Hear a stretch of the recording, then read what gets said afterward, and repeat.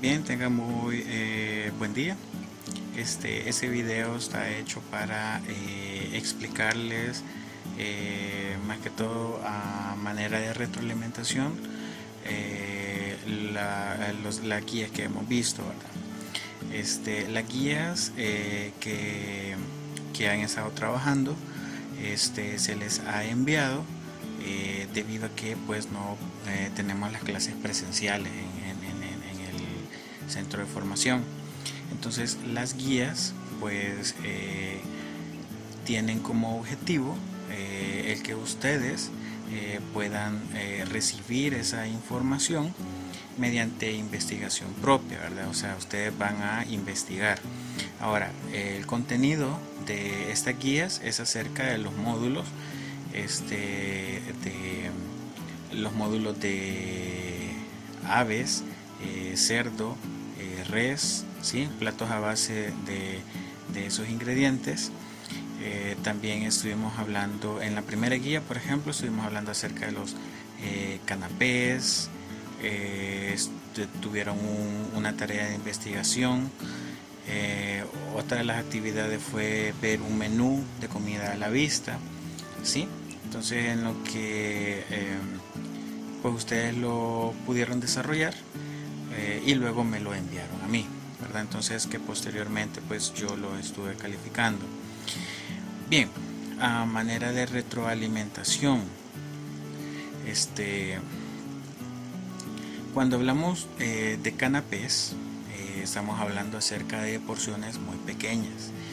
Eso es debido a que no es en sí un tiempo de comida, sino que es solamente una porción como para la convivencia, ¿verdad? Por ejemplo, se pueden hacer canapés para un baby shower, para un evento cóctel, que un evento cóctel es de hecho un evento en el que las personas pues no van a tener un tiempo de comida.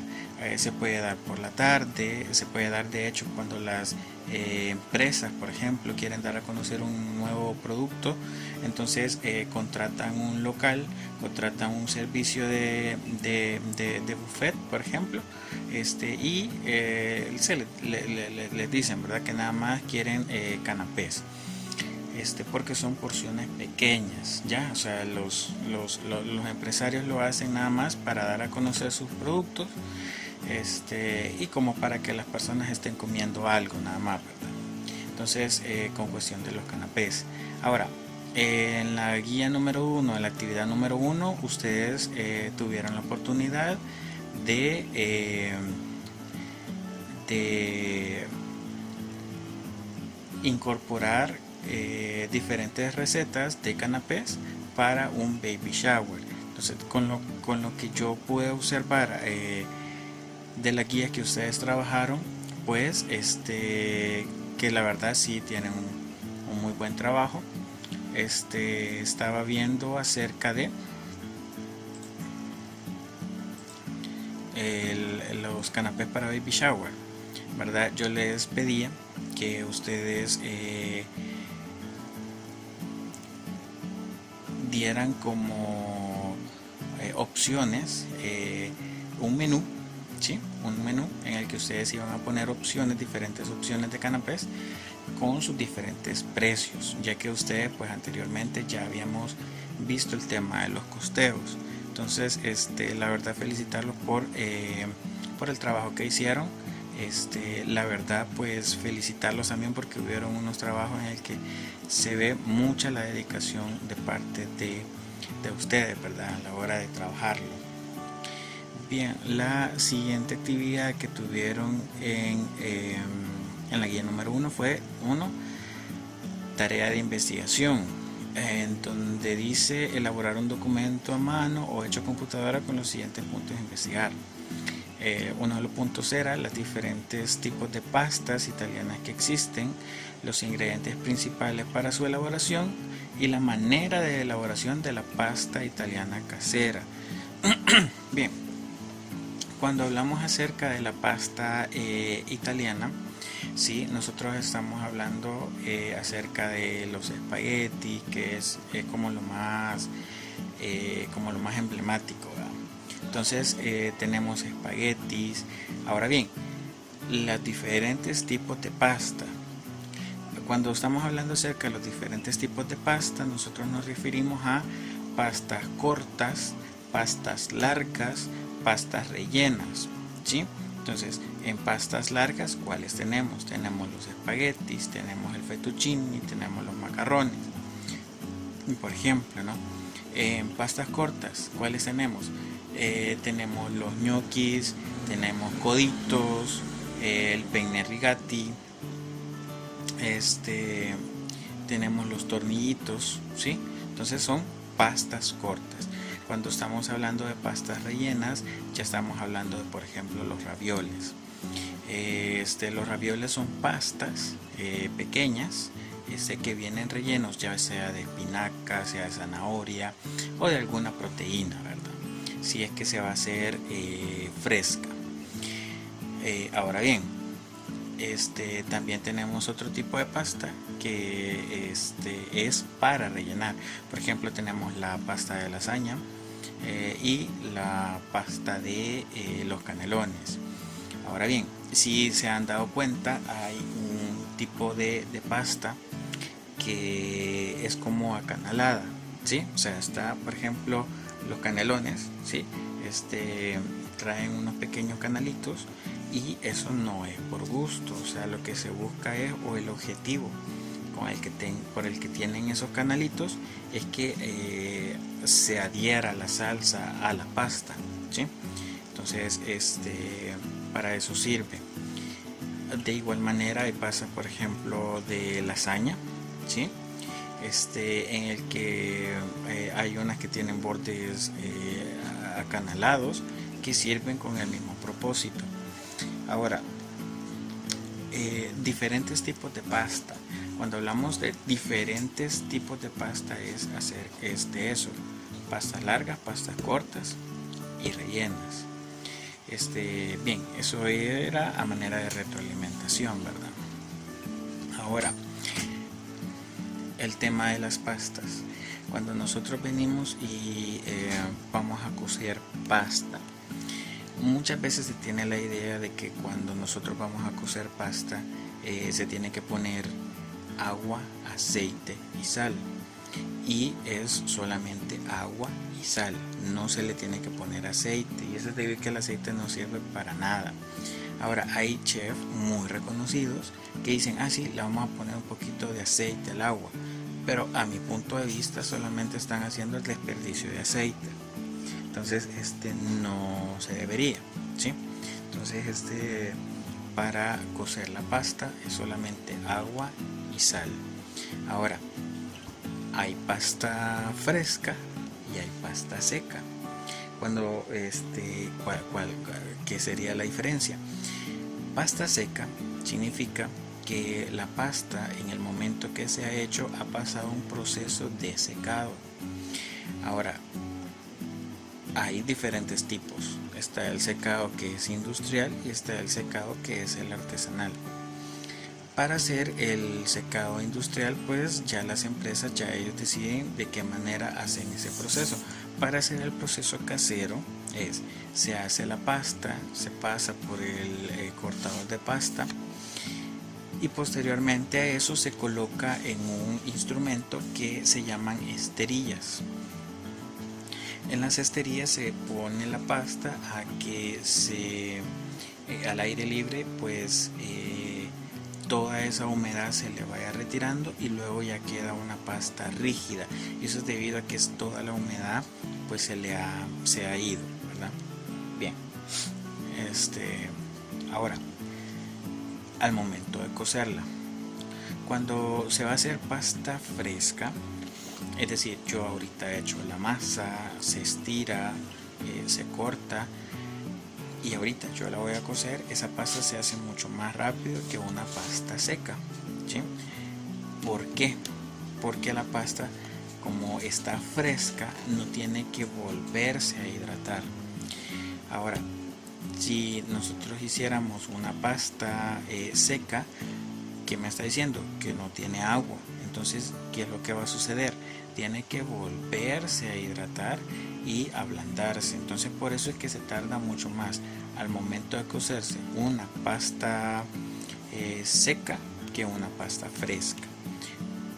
¿Cómo sé que una pasta ya está cocida? Dicen algunas veces, yo voy a agarrar un pedacito, lo voy a tirar al techo, a la pared, y si queda pegado en la pared, pues ya está. Y no es esa la respuesta. Nosotros agarramos un pedazo, un espagueti, puede ser, ¿verdad? Entonces cortamos un pedacito. Entonces en la parte que nosotros hemos cortado, en medio todavía se ve una parte como blanca, como un puntito blanco. Si todavía se ve ese punto blanco, significa que la pasta no está, que le hace falta cocimiento.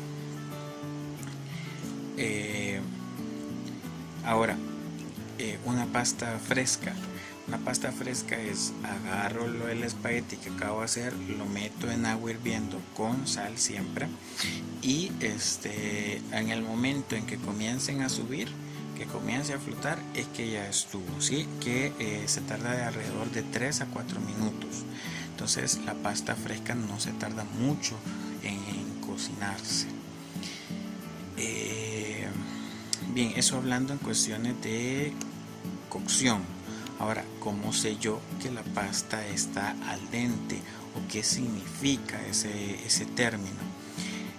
El término culinario al dente significa que tiene resistencia al diente, que es decir, cuando yo lo muerdo no es algo aguado, no es algo masoso, no pasado, ¿verdad? Sino que de pronto yo lo muerdo y se siente como esa resistencia, ¿verdad? O sea que está firme pero comestible, ¿sí? Eso significa al dente, que tiene cierta resistencia al diente.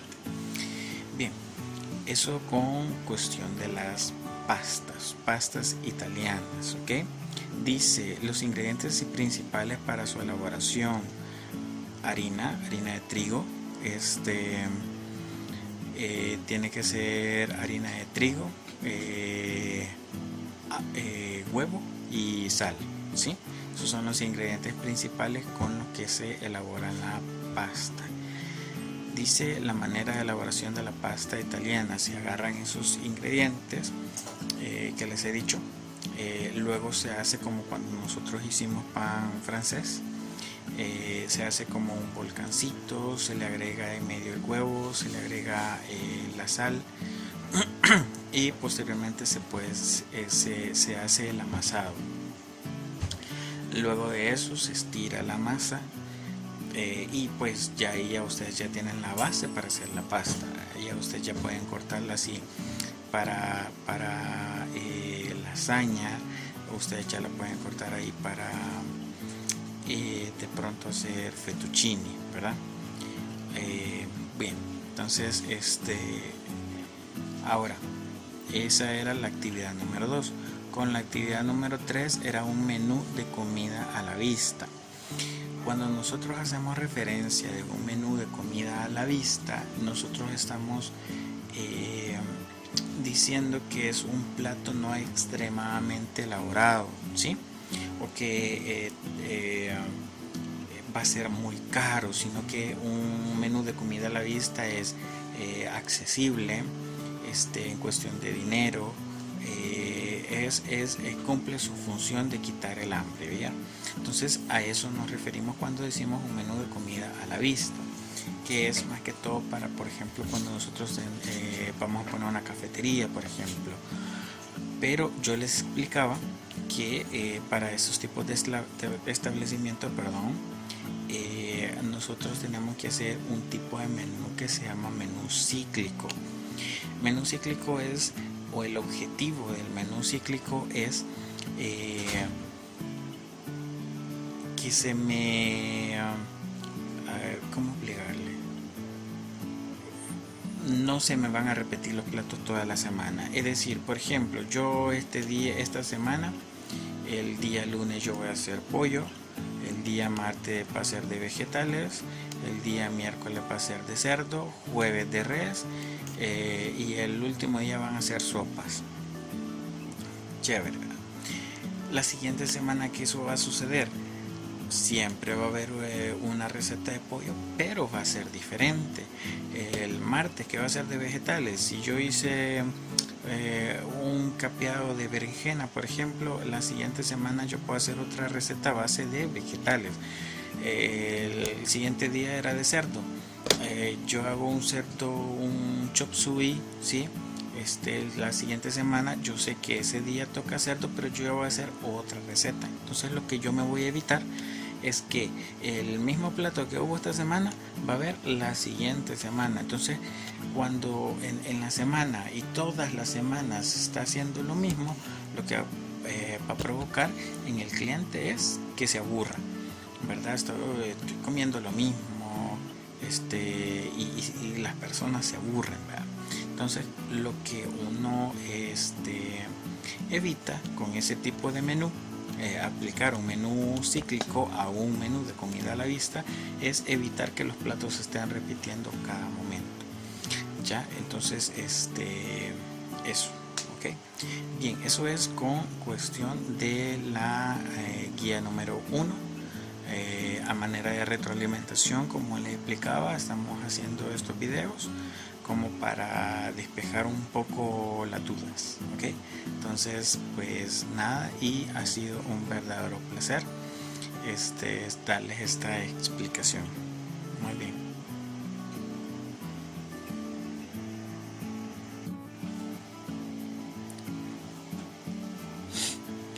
Bien, siguiendo con los temas, teníamos la segunda guía, ¿verdad? En la segunda guía tenemos de igual manera 3 actividades. En la primera actividad, yo les pedía que vieran un video de internet, que ustedes lo buscaran, ustedes lo vieran y sacaran la siguiente información. Por ejemplo, dice el número 1, describa paso a paso la manera correcta para cortar una cebolla, recordando de utilizar siempre vocabulario técnico.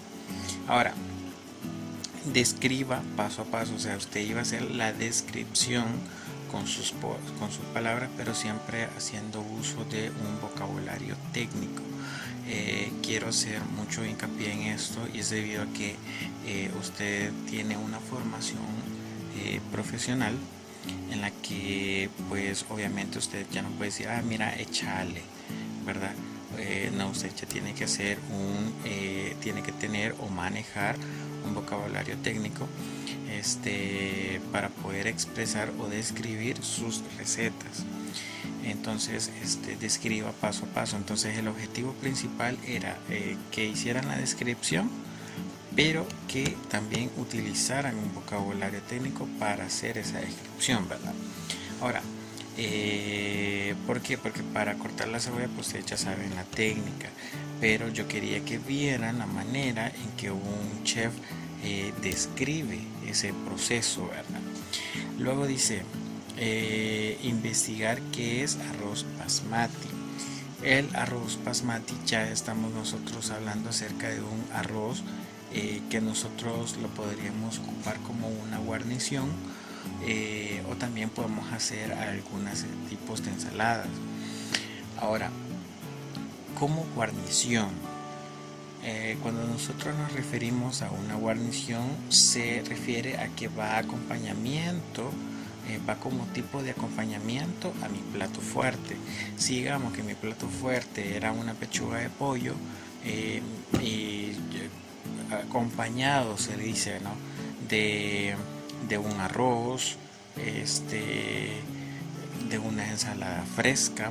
Entonces lo que me está diciendo es que yo llevo una guarnición y un plato fuerte, que en este caso es el pollo, pero yo le estoy poniendo dos tipos de guarniciones, una guarnición de carbohidratos y una guarnición de vegetales. ¿Cuál sería la guarnición de carbohidratos? Pues el arroz en ese momento, ¿verdad? Y la guarnición de vegetales, pues la ensalada, ¿verdad? Entonces, ahora, ¿para qué sirve ese tipo de arroz? Como les estaba explicando, es un tipo de arroz que yo puedo ocupar como guarnición o como para una ensalada, ¿verdad? Bien, bien, siguiendo con el tema de las proteínas, que son los temas de la siguiente guía, pues nosotros estábamos viendo acerca de las proteínas, ¿verdad? Carne de res, carne de cerdo, de pollo, pescado y marisco. Ahora bien, ¿cuáles son las características de cada uno de ellos? Cuando nosotros vamos a cocinar carne de res, lo que nosotros queremos es que quede una carne suave y jugosa por dentro. Ahora, ¿cómo se logra eso? Sellándola a fuego muy fuerte, fuego alto, y no cociéndola demasiado, es decir, un término 3/4 puede ser, un término medio, y yo sé que estoy comiendo carne muy suave y muy jugosa. Otra es la manera en que se deshiela, por ejemplo. Cuando nosotros estamos hablando de los restaurantes, ellos tienen un proceso de congelamiento muy diferente a lo que nosotros consumimos, ¿sí? Un tipo de congelamiento que se parece mucho al frío seco, ¿sí? El frío seco lo que hace es que no se le hace escarcha. Entonces ellos tienen un proceso es muy diferente al que nosotros utilizamos, pero sí se le parece al frío seco. Lo que sucede es que no hace escarcha, porque la escarcha al deshelarse hace heridas en la carne, y esto hace que la carne pues bote todo su jugo. Entonces por eso lo que yo recomiendo, ¿verdad? Cuando ustedes vayan a hacer carne, si ustedes deciden hacer carne asada, por ejemplo, si el día de hoy la compraron, el día de hoy háganla, es decir, no la voy a comprar ahora, la voy a poner a congelar y luego la voy a deshelar, porque en ese proceso pues todos los jugos que tiene la carne saldrían, y entonces no tendría yo al final el mismo producto. Ahora, si yo guardo la técnica de concentración, técnica de concentración, el método de concentración, sí va a quedar una carne suave, va a quedar una carne jugosa, pero parte de ese jugo se habrá perdido en el deshielado, ¿sí? Entonces eso es lo que yo quiero quedar bastante claro. Luego tenemos la carne de pollo. Según la teoría dice que no se tiene que lavar, ¿sí? O sea, el pollo la teoría dice que ninguna carne, ninguna proteína se tiene que lavar, a excepción de la de pescado, que pues contiene un olor bastante fuerte, ¿verdad? Ahora bien, nosotros sí la lavamos, aunque la teoría dice lo contrario, ¿verdad? Por ejemplo, la carne de pollo dice que si nosotros lavamos la carne de pollo, pues la estamos contaminando, de hecho no la estamos lavando. Pero estamos en una cultura, o sea, culturalmente hablando, en el que si le siente un olor extraño al pollo, pues no se lo van a comer. Entonces por eso nosotros tendemos a lavarlo. Bien, entonces con la carne de pollo. La carne de pollo es un tipo de carne blanca que acepta varios tipos de sabores, tanto dulces como salados como picantes. Es una carne que acepta ese tipo de sabores. Por ejemplo, van a ver un pollo que está en salsa de caramelo, por ejemplo, un pollo que esté con picante, al ají, o otro tipo de salsa. Es una proteína que acepta mucha diversidad de sabores, al igual que la carne de cerdo, que es otro tipo de carne blanca. La carne de cerdo es otro tipo de carne que se tiene que comer siempre bien cocida. Jamás usted va a escuchar decir que, ay, ¿cómo quiere que le sirvamos su carne de cerdo? Medio, tres cuartos, término rojo, porque la carne de cerdo se tiene que manipular con mucho más cuidado debido a los parásitos que tiene, ¿verdad? Entonces, que muchos de ellos se eliminan pues cocinando bien la proteína de cerdo. Aunque hay algunos que no se eliminan cociéndola bien. Entonces, por eso es que algunas personas pues evitan el consumo de carne de cerdo. Pero la mayoría de bacterias que tiene pues sí se eliminan cociendo muy bien la carne. Muy bien. Ahora bien, tenemos una diversidad también muy grande de cortes de cerdo cuando estamos hablando de cerdo, ¿verdad? Entonces, por ejemplo, las costillas que están pegadas a hueso, quiero recordarles que de donde está el sabor es en los huesos del animal, ¿verdad? Entonces, al tener una cantidad de huesos grandes y tener carne y parte de grasa, es una carne que al final tiene bastante sabor. La costilla de cerdo es una de las proteínas que a mi punto de vista tiene que cocerse muy bien. Bueno, obviamente porque es cerdo, pero aparte de eso tiene un beneficio grande, que si esa carne se cose lo suficiente, pues queda bastante suave, muy suave, a diferencia si usted cocina una carne de res mucho tiempo, ¿verdad? La carne de cerdo, esa costilla queda por ejemplo, cuando nosotros hacemos costilla en salsa barbacoa, yo pues, por ejemplo, si yo cozo a por lo menos 2 horas 45 a casi 3 horas una costilla de cerdo para que el hueso se desprenda solito. O sea, usted va a desprender el hueso solito del cerdo, ¿verdad? Que esto le da el tiempo de cocido que está en el horno, ¿verdad? Aunque usted puede hacer de manera o hirviéndola, ¿sí?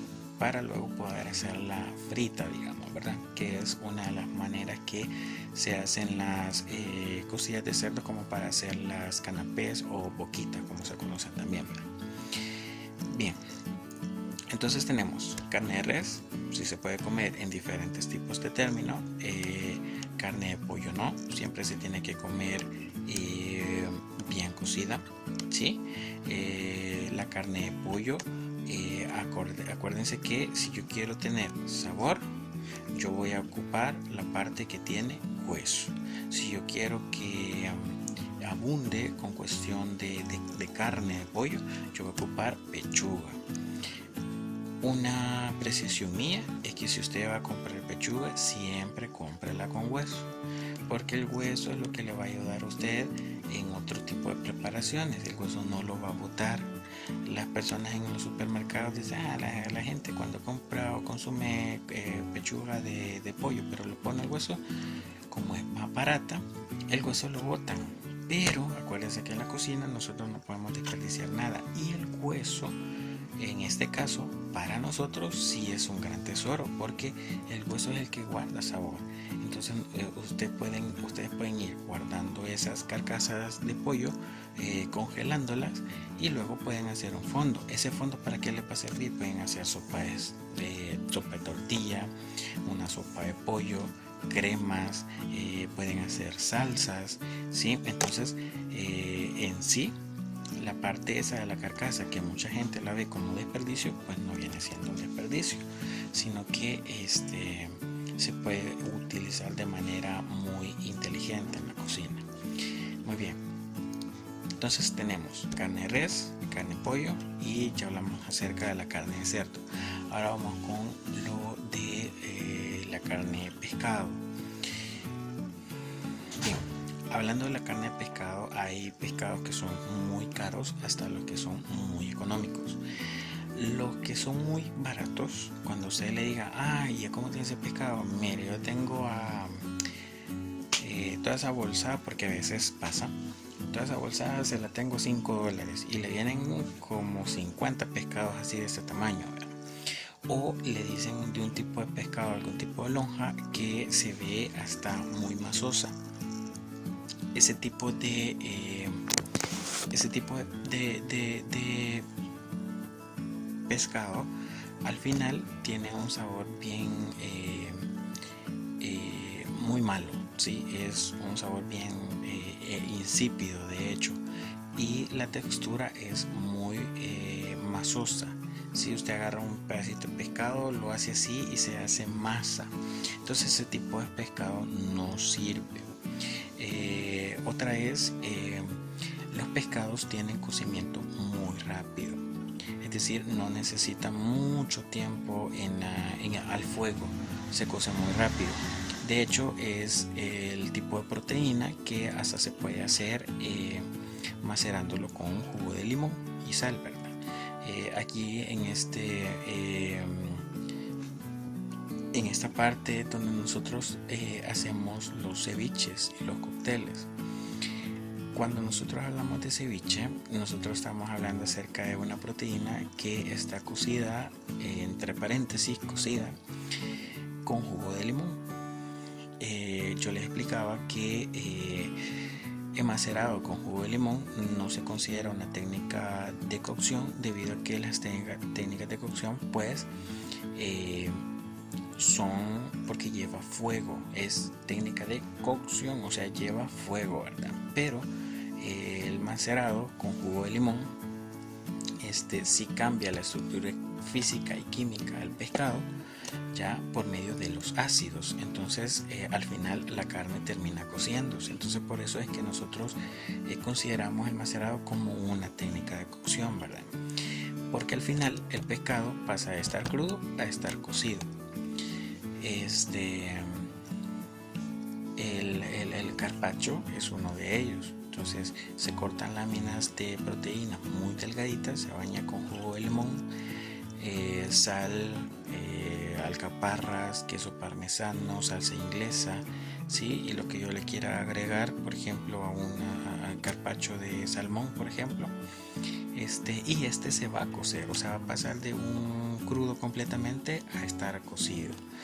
Entonces la proteína, la carnita de pescado, pues no necesita mucho tiempo para cocerse, sino que muy poco. Por eso es que esta carne se hace bastante rápido. Por ejemplo, cuando se va a hacer empanizada, cuando se hacen loteos de pescado, por ejemplo, usted solo agarra la lonja, verifica que no tenga espinas, se empaniza. Recuérdense el empanizado, ¿verdad? Siempre se pasa por harina, huevo y el empanizador. Solo recordarle que el empanizador tiene que ser un empanizador, puede ser pan rallado, pero ustedes lo pueden especiar, es decir, usted le puede poner paprika, usted le puede poner pimienta, le puede agregar sal de ajo y lo mezcla. Entonces cuando ya va a pasar el pescado por harina, huevo y por el empanizador es el que le va a dar el sabor, ¿verdad? Eso con cuestión del pescado, siempre diciéndoles, tomando como idea central que la carne de pescado pues se cocina bastante rápido. Bien, ahora cuestiones de mariscos. Cuando nosotros vamos a hacer, por ejemplo, una paella, que nosotros vamos a cocinar con calamar, con pescado, camarones, son siempre proteínas que no tienen mucho tiempo de cocción. Un pulpo, por ejemplo, cuando yo voy a cocinar un pulpo, lo que se hace es se pone a cocer, se saca y se le mete un cuchillo. Si el cuchillo no pelea mucho con la proteína para entrar, es que ya está cocida. Entonces estamos viendo las cuestiones de los tiempos de cocción, ¿verdad? De los mariscos. Camarones. Los camarones de igual manera no necesitan mucho tiempo de cocción. Por ejemplo, si yo voy a hacer un tipo de ensalada, en otras partes les dicen gambas, El camarón siempre tiene que retirarle las patitas, el caparazón, la cabeza, la parte de la espalda, que esa línea negra es el tránsito intestinal, se le retira y luego se escalfan por agua, ¿verdad? Perdón, se escaldan por agua. ¿Qué es eso? Que yo voy a sumergir en agua hirviendo, ¿sí? Y yo lo voy a sacar, ¿sí? Es rápido, es decir, yo solamente lo voy a meter en agua hirviendo para que cambien de color, y posteriormente a eso, pues ya están. Yo los meto en agua fría, en agua con hielo, para que cortarle la cocción, y ya esto yo lo puedo ocupar para una ensalada, para una causa limeña, ¿sí? O si voy a hacer algún tipo o un sándwich, o lo voy a hacer como sea que yo lo voy a preparar, pues ya están cocidos y no necesito mucho tiempo. Es decir, lo que usted tiene que tomar en cuenta cuando va a prepararlos es el tiempo que va a tener más limpiándolos que el tiempo que se va a tardar en cocerse, ¿sí? Porque es mucho más tedioso estarlos limpiando, porque acuérdense que va a ser uno por uno. Entonces eso. Ahora, cuando se hacen al ajillo, se tienden a hacer un camarón que es un camarón que se llama jumbo. Camarón jumbo, y de igual manera, solamente yo lo que hago, al menos, ¿verdad?, es cortarles con una tijera la parte del lomo, limpiarlos, no les retiro la cáscara, porque la cáscara le aporta sabor al camarón, y la cabeza lo que hago es que a la hora de lavarlo, pues la lavo muy bien y le retiro los bigotes, ¿verdad? Porque si tiende a tener unos bigotes bien largos. Entonces, a mi punto de vista, ¿verdad?, yo sí se los retiro, se los quito, le quito eso, lavo bien la cabecita, le corto por la parte de atrás con una tijera y los limpio, y eso es para que poder retirarle la parte del sistema digestivo al animal, al camarón jumbo, porque en dado caso usted no se lo retira, va a tener un sabor muy feo el camarón, muy feo. Entonces, tener ese cuidado siempre, ¿ok? Bueno, pues, y este es el último tema que estábamos viendo acerca de las proteínas. Muy bien. Ha sido un placer para compartirles con ustedes este video. Espero haber podido solucionar alguna duda que hubiéramos podido solucionar de haber estado en el centro de formación, pero por las condiciones que estamos ahorita en el país, pues no se puede. Así que pues la verdad, agradecerles por el tiempo que se han tomado para ver el video. Espero que les sirva mucho, y pues nada, que ha sido un verdadero placer. Gracias. Bien, siguiendo la cuestión del tema de arroces. Bien, cuando nosotros vamos a hacer arroz, muchas veces se pasa así de cuánta agua yo tengo que ponerle al arroz. Fíjese, una de las preguntas que más salen es: mire, fíjese que cómo puedo hacer para que el arroz no me quede ni pasado ni me quede duro, porque se le evapora el agua y el grano queda crudo o tiene demasiada agua. Bien, cuando nosotros hacemos un arroz precocido, nosotros vamos a utilizar el doble de la cantidad de agua por medida de arroz. Es decir, si yo agarro un depósito, ¿sí?, un depósito, un bowl, y yo ese depósito yo lo voy a ocupar para agarrar arroz hasta el borde, el doble de ese depósito va a ser medida de agua, ¿sí? Entonces, si mi depósito es una taza de pronto, ¿verdad?, entonces el doble de taza, es decir, una taza de arroz, sean 2 tazas de agua,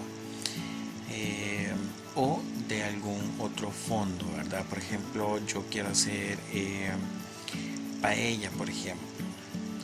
Para hacer una paella, vengo y yo voy a hacer una libra de arroz, ¿sí? Entonces, Va a decir usted, pero para una libra, como son 2 tazas, yo voy a ocupar 4 tazas de agua. Ahora bien, ¿qué es lo que sucede? Cuando ustedes vayan a hacer un arroz, en este caso, cuando sí se hace una paella, eh, suele tener mucha proteína. Nosotros hacemos el arroz paella con pollo, con cerdo, con chorizo, con costilla, le ponemos calamar, le ponemos lonja de pescado, camarones, ¿sí? Entonces tiene bastante proteína. ¿Qué es lo que sucede con esa cantidad de proteína? Es que al estar en el arroz, toda esa proteína suelta líquido. Entonces corren ustedes el riesgo de que el arroz quede pasado, quede masoso. Entonces, ¿qué es lo que sucede? ¿O qué se debe de hacer? Por ejemplo, si nosotros vamos a hacer 1 libra de arroz paella, con esa cantidad de proteína, ¿sí? Yo le tengo que restar por lo menos 1 taza de agua, es decir, de las 4 tazas que debería de llevar el arroz para poder cocerse, solamente voy a hacer uso de 3 tazas. 3 tazas de líquido. ¿Por qué líquido? Porque no, yo puedo ocupar fondo, ¿sí?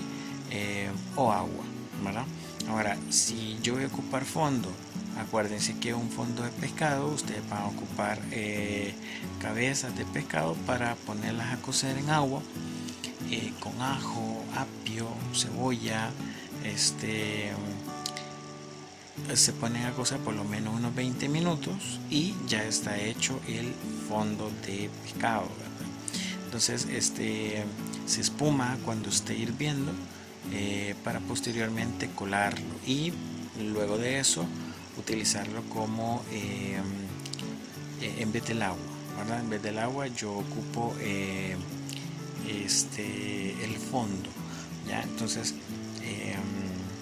voy a hacer un arroz con pollo, y yo quiero que ese arroz sepa a pollo. Entonces lo que yo voy a hacer es voy a hacer un fondo de pollo y en vez de utilizar agua para que el arroz se esponje, yo voy a utilizar fondo de pollo y así sucesivamente. Bien, ahora ya tengo que, por ejemplo, nosotros en el país nosotros utilizamos lo más común: arroz corriente y arroz precocido. El arroz corriente esponja más, ¿sí? Queda de un tono más blanco cuando se hace, absorbe mucho los olores. El arroz precocido, que es un grano que cuando ya se cose queda enterito, muy difícilmente le va a quedar un arroz pasado con el arroz precocido. Ahora, no estoy diciendo, mire, usted agregue el agua, agréguele el agua y olvídese de la ropa. No, porque uno tiene que estar muy pendiente de las cosas cuando las está haciendo. Lo que sucede es que el arroz corriente necesita mayor atención, mayor cuidado. Eso es debido a que si yo le agrego un poquito de agua más, el arroz queda masoso. Si yo le faltó un poquito de agua, el arroz queda duro de adentro.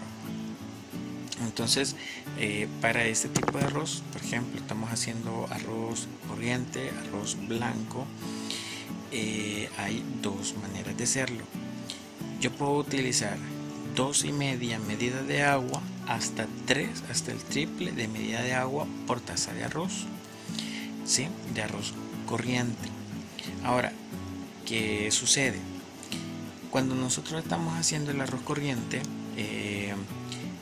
una de las características o una de las requerimientos para hacer este tipo de arroz es que se tiene que dorar, ¿sí? Se dora. Entonces el arroz primero usted lo tiene que enjuagar bien lavado, y cuando ya le he quitado todo ese almidón extra, usted lo pone a secar en una manta, y cuando ya está bien seco yo lo pongo en una olla, ¿sí? Con un poquito de ajo dorado para poder dorar ese arroz. Ahora, ¿Por qué se tiene que dorar? Para que esponje, para que el grano estalle y esponje. Entonces el arroz corriente tiene que dorarse, freírse, ¿sí? No a que tome un color café quemado, porque entonces eso lo va a soltar en el agua y el arroz le va a quedar de un color un poco turbio, entonces no va a quedar blanco. Pero sí tiene que dorarlo para que el arroz esponje y le quede bien, ¿ya? Ahora, cantidad de agua, yo puedo ocupar desde el doble por cantidad de arroz, es decir, yo tengo una taza de agua, 2 tazas serían, perdón, una taza de arroz corriente, 2 tazas serían de líquido, ¿verdad? Puedo también ocupar una taza de arroz por 2,5 tazas de agua, o una taza de arroz por 3 tazas de agua. Ahora, ¿cuál sería la diferencia? ¿Cuál es la diferencia?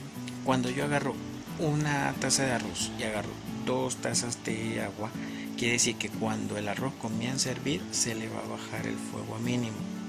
Si yo agarro una taza de arroz y 3 tazas de agua, yo no le voy a bajar el fuego cuando este comience a hervir, sino que ahí lo voy a dejar, y el arroz a absorber ese líquido, el agua se va a evaporar el resto, y no va a quedar ni pasado ni duro, ¿sí?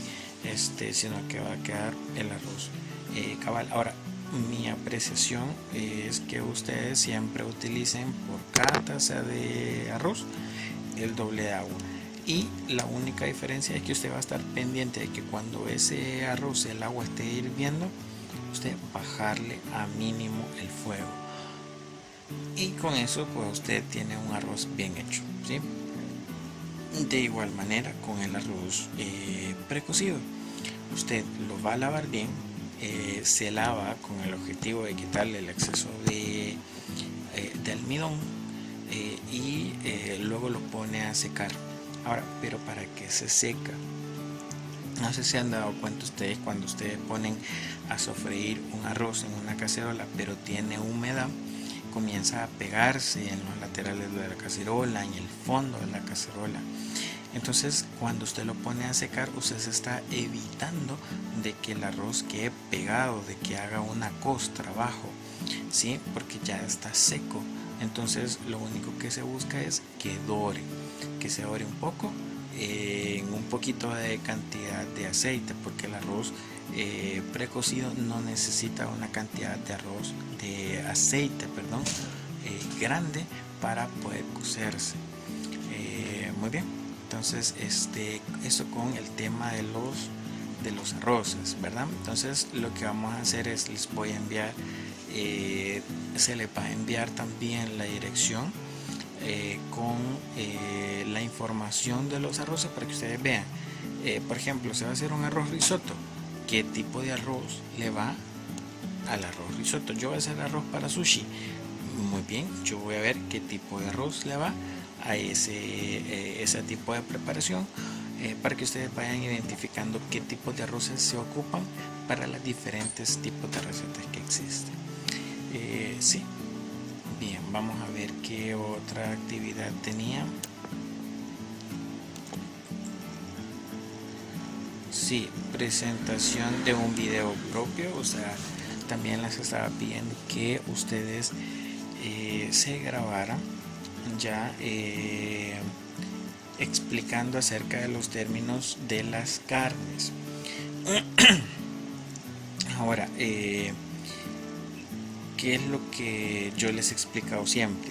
La carne, cuando ustedes la vayan a hacer, ustedes tienen que tener un sartén, una plancha, donde usted vea que esté muy caliente, porque eso va a sellar los poros de la carne y no va a dejar que se le salga todo el jugo a la carne, sino que los jugos van a quedar dentro. Acuérdense que ese se llama método por concentración, que es decir, yo coloco la carne en una superficie muy caliente, los poros de la carne se sellan, y posteriormente a ello pues todo el jugo pues queda adentro, entonces ya no sale y no me queda una carne reseca, una carne muy dura, sino que los jugos de la carne pues quedan adentro, ¿verdad? Ahora, estamos hablando acerca de duro también, es qué tanto dejo yo la carne que se cosa. Entre más tiempo se deja que se cosa una carne, se pone mucho más dura, ¿sí? Se reseca, todo el juguito que tiene dentro pues se sale, se evapora. Entonces la carne queda seca y es dura, y es cuando usted compra un corte de puyazo, por ejemplo, pero la carne cuando usted se lo va a comer está dura, y aunque le ha costado muy caro cada libra de puyazo, pero como se ha dejado demasiado tiempo al fuego, se ha deshidratado, entonces queda muy dura.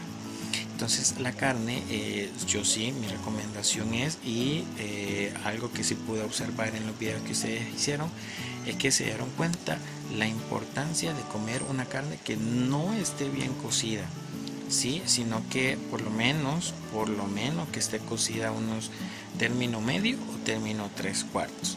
Cuando lo estamos viendo término medio, quiere decir que todavía se ve bastante rosadita por dentro. Cuando estamos hablando de un término tres cuartos, es decir, se ve un tono rojito, un tono rosadito, pero muy leve, ya. Y cuando ya no se ve este tono, es que ya la carne está muy cocida. Ahora, mi recomendación, como les repito, es que se coma término medio o tres cuartos por lo menos, para que usted pueda sentir una carne suavecita todavía. ¿Sí? Muy bien. Seguimos entonces. Y en la actividad número 3 yo les pedí que ustedes hicieran un glosario de terminología culinaria. Ahora bien, en el que ustedes, un glosario significa que ustedes van a hacer como un diccionario acerca de los términos que nosotros utilizamos, acerca de nuestros términos, las palabras que nosotros utilizamos para describir procesos dentro de la cocina, ¿sí? Y de lo que estuve revisando pues está muy bueno, solo que algunos se quedaban muy cortos en la cuestión de la descripción del término, es decir, usted tenía que colocar el término más el concepto, y ustedes a veces solo ponían el término y el concepto poníamos como unas 3 4 palabras. Ahora, siempre traten de que sea muy descriptivo su trabajo, porque en esa manera ustedes, o sea, acuérdense que eso es para ustedes mismos, ¿verdad? Entonces a ustedes les va a quedar más claro qué significa cada término. Uno de los términos es concassé, pero ¿qué significa concassé? ¿Ya? Entonces concassé, tomate sin semilla y sin piel. Ok, eso es con casé, pero ¿cómo se logra? Y hay algunas páginas pues que sí tienen tienen ese cuidado.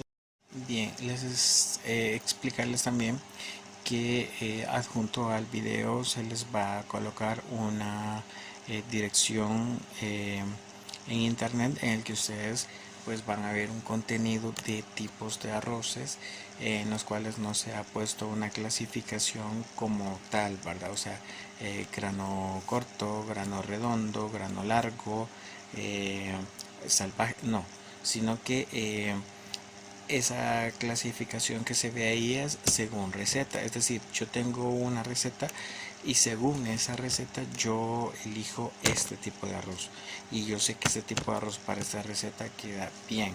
Entonces adjunto a este documento se le va a estar poniendo esta dirección para que ustedes puedan buscarlo por cuenta propia, ¿verdad?